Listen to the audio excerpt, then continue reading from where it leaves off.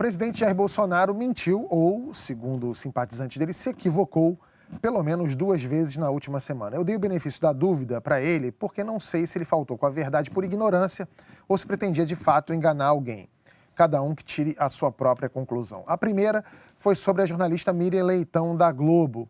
O presidente disse a jornalistas estrangeiros que a Miriam Leitão mente quando diz que foi torturada. Mas a Miriam foi torturada sim, aos 19 anos e grávida.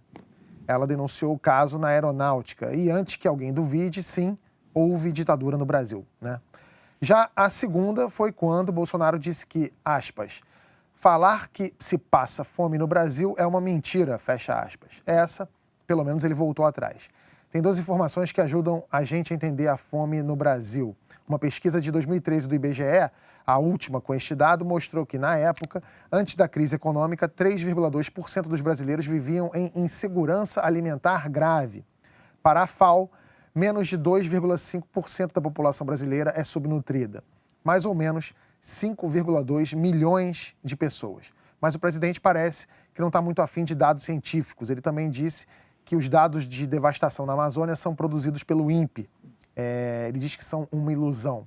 Mas teve um momento, esse sim, de muita sinceridade, e isso a gente vai ter que ressaltar. Foi quando o presidente falou da indicação do filho para a embaixada americana. Roda o VT aí, Bia. Lógico que é filho meu, pretendo beneficiar o filho meu, sim, pretendo, tá certo? Eu não vou.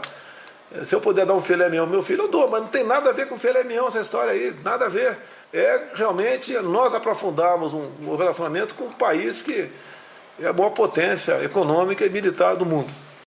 A gente falou aqui sobre não basta ser honesto, tem que parecer honesto. Ou, se não honesto, pelo menos ético e tal. Você, quem apoiou a candidatura do Bolsonaro, o que você está achando desses 200 dias de governo até aqui? Você pediu para eu comentar os 200 dias de governo logo depois de falar do negócio da embaixada, é sacanagem, sabe? Mas vamos lá.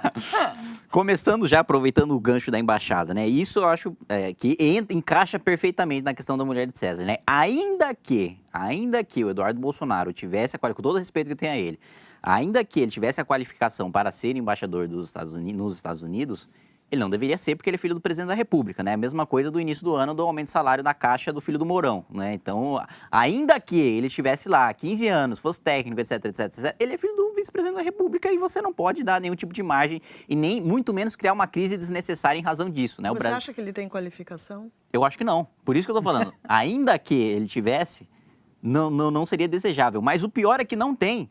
O pior é que é o topo da carreira diplomática e o embaixador, né, uma figura que, o cônsul, por exemplo, é uma figura que trata de assuntos civis, né, dos brasileiros que estão nos Estados Unidos, né, o cônsul dos Estados Unidos. Agora, o embaixador, ele é o Estado, literalmente sendo o Estado brasileiro, não o governo, o Estado brasileiro sendo representado em outro país.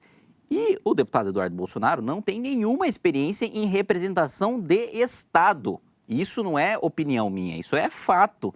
Não há no currículo do deputado Eduardo Bolsonaro nenhuma experiência em representação de Estado. E mais, politicamente o presidente cria uma crise absolutamente desnecessária, que não traz ganho substancial para o governo, né? Como várias outras, a questão do carnaval, a Damares falando de menino e menina, várias outras coisas assim, que não vão trazer nada de positivo para o governo e ele tem um desgaste político, porque ter desgaste político para ter vitória política, tudo bem, faz parte. É a mesma coisa do empresário que queima dinheiro para ter capital de giro, investir e arriscar. Não, o capital de giro do político é a popularidade. Você queima a popularidade para provar coisas importantes, como a reforma previdenciária, por exemplo. Você queima a popularidade para ganhar futuramente, porque vão ter os resultados positivos. Mas nesse caso, você não tem ganho positivo nenhum, zero. Você cria uma crise absolutamente desnecessária. Você acirra uma disputa dentro do PSL, que já é grande em relação ao diretório do São Paulo, né, do estado de São Paulo, que o filho é presidente, mas se for embaixador, deixará de ser. Já começa uma corrida eleitoral gigantesca, o pessoal do PSL já está se matando também para saber quem vai ser o prefeito de São Paulo. E o PSL perde uma posição estratégica, o presidente da República perde uma posição estratégica dentro da Câmara, que é a presidência da Comissão de Relações Exteriores e Defesa, que hoje o presidente é o deputado Eduardo Bolsonaro. Saindo, pode-se fazer um arranjo político para que seja de qualquer outro partido, mas mesmo sendo dentro do PSL, não é tão valioso e tão seguro quanto ser do seu próprio filho, né, comandando a comissão. Ou seja, é um jogo de perde, perde, perde. Esse mapa que você fez é interessante porque, assim, estrategicamente, para ele perde pontos importantes no seu apoio político aqui para mandar o menino para... Menino é demais. Menino me pegou aqui. Gente, mas ele está se valendo de uma suposta amizade com o Trump. Eles se acham realmente próximos e amigos do Trump. Ele, inclusive, já usou esse tipo de argumento. Falou, por exemplo, que se o Macri colocasse o filho dele aqui como embaixador no Brasil e o filho ligasse para o Bolsonaro, ele atendeu o telefone na hora. Então, ele acha...